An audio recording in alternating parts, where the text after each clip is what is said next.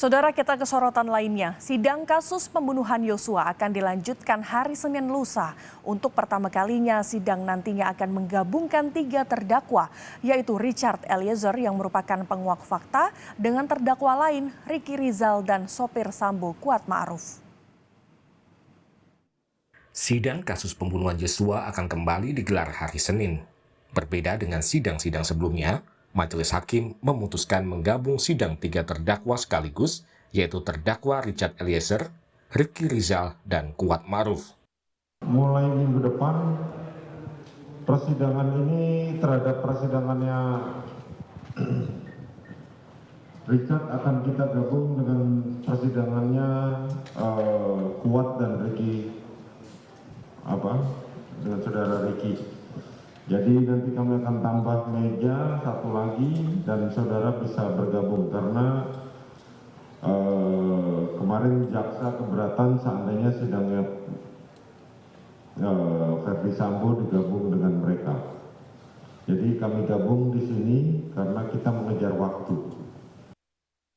Penasihat hukum Richard Eliezer, Roni Talapesi, berharap sidang Eliezer seharusnya dipisah karena status terdakwa Eliezer sebagai justice kolaborator. Kalau melihat bahwa posisi klien saya ini dia merupakan memang yang mengungkap kebenaran, mengungkap fakta, mengungkap kebenaran. Kalau mengacu kepada Undang-Undang Perlindungan Saksi dan Korban ini kan sudah diatur di pasal 10 ayat A. 10A itu mengatur di ayat 3, poin 3-nya itu bahwa terdakwa yang merupakan justice collaborator ini dipisah dengan terdakwa lainnya, splitting berkasnya. Pakar hukum pidana Asep Iwan Iryawan mempertanyakan penggabungan terdakwa dalam satu persidangan. Menurut Asep, meski saksi yang dihadirkan sama, namun peran mereka berbeda terhadap masing-masing terdakwa. Saya mengerti maksudnya majelis, ini saksi ini berlaku untuk 3 orang ini, maka sekaligus. Tapi kan beda perannya, memang isinya sama, tapi perannya berbeda. Ketika peran berbeda, maka sejak awal berkali-kali kan di Kompas diingatkan, pertanyaan itu harus ada relevansinya, ada signifikansinya. Ini di mana ketika peran E, peran KM, peran R sebagai terdakwa saksi itu taunya. Kan pasti saksi ini berbeda taunya untuk KM, RR sama KM. Gabung dengan Sidang lanjutan kasus pembunuhan Yosua hari Senin, jaksa akan menghadirkan sejumlah saksi. Saksi yang diajukan antara lain asisten rumah tangga, ajudan dan driver Verdi Sambo, serta beberapa saksi lain yang merupakan orang-orang dekat Verdi Sambo. Dalam sidang Eliezer sebelumnya, ART Sambo yang bernama Susi dihadirkan sebagai saksi.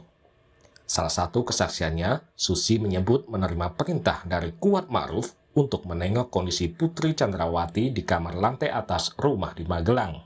Saat itu, hakim mempertanyakan sosok Kuat Ma'ruf yang memiliki pengaruh besar sehingga bisa memerintah ART dan ajudan. Saudara Putri jatuh di kamar mandi di lantai berapa? Lantai 2. Lantai 2. Bagaimana dia jatuh? Saya tidak tahu, soalnya saya disuruh Om Kuat untuk ngecek ibu ke atas. Saya nemuin ibu udah keadaan kayak gitu, tergeletak di depan kamar mandi. Padahal kamu jelaskan tadi, saudara Kuat sejak setahun yang lalu tidak pernah ke rumah saguling. Tapi hebat kali dia bisa perintah-perintahkan ajudan. Padahal dia hanya sopir loh. Dan saudara mengikuti apa kata Kuat semua.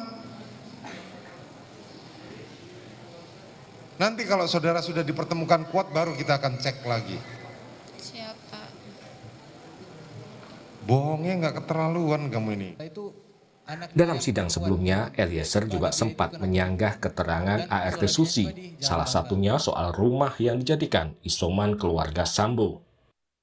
Ya, karena sesuai faktanya, saudara FS ini lebih sering di kediaman di Bangka, yang mulia. Untuk Sabtu Minggu saja baru balik ke Saguling. Dan untuk isolasinya dilaksanakan di kediaman Bangka, yang mulia. Setelah saudara FS kena COVID, setelah itu anaknya yang perempuan yang Mbak Datia itu kena COVID juga. Dan isolasinya juga di Jalan Bangka. Jadi tidak pernah ada isolasi di TKP Duren 3. Saksi ART Susi akhirnya mencabut keterangan yang disampaikan di persidangan.